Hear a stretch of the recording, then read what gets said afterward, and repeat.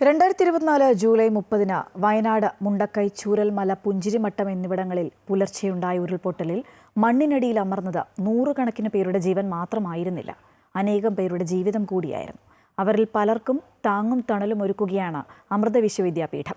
Amrita sustainable livelihood and disaster resilience പദ്ധതിയിലൂടെ തൊഴിൽ പരിശീലനം പൂർത്തിയാക്കിയവർക്കുള്ള സർട്ടിഫിക്കറ്റ് വിതരണം നാളെ നടക്കും.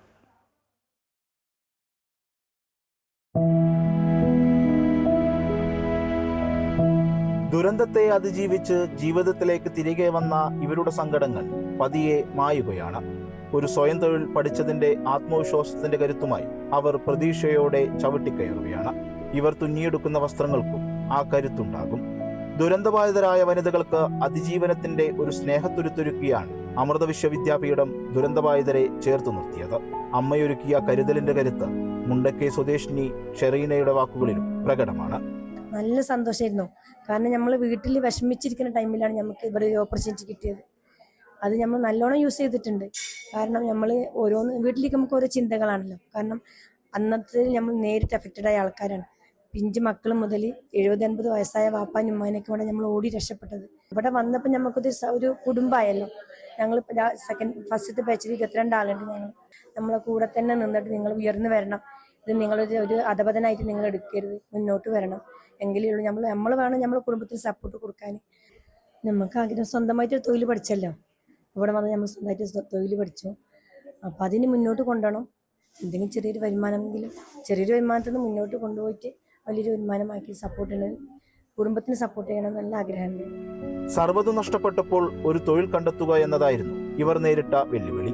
ആഗ്രഹിച്ചതുപോലെ തൊഴിൽ പഠിച്ചെടുക്കാൻ സാധിച്ചതിൽ ചൂരൽമല സ്വദേശിനി സരിത കിഷോറിനുമുണ്ട് ഏറെ ആഹ്ലാദം. ഞങ്ങൾക്ക് ആത്മവിശ്വാസം തന്നെയാണ്. ഇനിയിപ്പോൾ ഞങ്ങൾക്ക് ഒരു തൊഴിൽ ഇവിടെ പഠിപ്പിച്ചു തന്നല്ലോ. അമ്മേൻ്റെ ഒരു കാരണയും കൊണ്ട് നമുക്ക് അങ്ങനെ ഒരു സഹായം കിട്ടിയതുകൊണ്ട് ഞങ്ങൾക്ക് തീർച്ചയായിട്ടും മുന്നോട്ട് പോകാമെന്നുള്ള ഒരു ആത്മവിശ്വാസം ഞങ്ങൾക്കുണ്ട്. ഇപ്പോൾ തയ്യലായാലും ഇപ്പോൾ എംബ്രോയിഡറി വർക്കായാലും രണ്ടും ഞങ്ങൾക്കൊന്നും അറിയില്ലായിരുന്നു. ഇവിടെ വന്നതിന് ശേഷം ഞങ്ങളത് കൂടുതൽ പഠിച്ചു. ഞങ്ങൾക്ക് ഇനി മുന്നോട്ട് പോകുമെന്നുള്ള ഒരു ആത്മവിശ്വാസമുണ്ട്.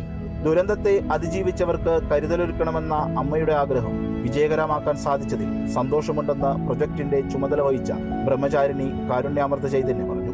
ഈ ഒരു പദ്ധതിയിലൂടെ ലക്ഷ്യമിട്ടത് ഇവർക്ക് ഈ തൊഴിൽ പരിശീലനം കൊടുത്ത് അതിലോടൊപ്പം അവരെ ഇപ്പം കടന്നുപോയിക്കൊണ്ടിരിക്കുന്ന അവസ്ഥയിൽ നിന്ന് പുറത്തേക്ക് കൊണ്ടുവന്ന് അവരുടെ ജീവിത നിലവാരം മെച്ചപ്പെടുത്തുക എന്നതായിരുന്നു ഇതിൻ്റെ. അത് നമ്മൾക്ക് ഇവിടെ വിജയകരമായി പൂർത്തിയാക്കാനും സാധിച്ചു. ഇനി അത് മുന്നോട്ട് കൊണ്ടുപോകും. അവരെ ആ ഗ്രൂപ്പ് ഒരു ഗ്രൂപ്പായിട്ടാണല്ലോ അവർ വർക്ക് ചെയ്യുന്നത്. അപ്പം അതിനെ മുന്നോട്ട് കൊണ്ടുപോകാനാണ് നമ്മളിപ്പം മുന്നോട്ട് ശ്രമിക്കുന്നത്. അമൃത സർവകലാശാലയ്ക്ക് കീഴിലുള്ള school of social and behavioural science department ദുരന്തബാധിതരുടെ ഇടയിൽ സർവേ നടത്തിയായിരുന്നു തൊഴിൽ പരിശീലനം നൽകിയത്. സർവ്വതും നഷ്ടമായവരുടെ ജീവിത നിലവാരം മെച്ചപ്പെടുത്തുക എന്നതായിരുന്നു പദ്ധതിയുടെ ലക്ഷ്യം. 87 പേർക്ക് തയ്യൽ പരിശീലനവും 25 പേർക്ക് കമ്പ്യൂട്ടർ സാങ്കേതിക വിദ്യയിലും പരിശീലനം നൽകി. കൊച്ചി അമൃത ആശുപത്രിയുടെ കീഴിലുള്ള ക്ലിനിക്കൽ സൈക്കോളജി വിഭാഗത്തിന്റെ നേതൃത്വത്തിൽ മെന്റൽ ഹെൽത്ത് കൗൺസിലിംഗും ഏർപ്പെടുത്തിയിരുന്നു. രതീഷ് കുഞ്ചത്തൂർ, അമൃത ന്യൂസ്, വയനാട്.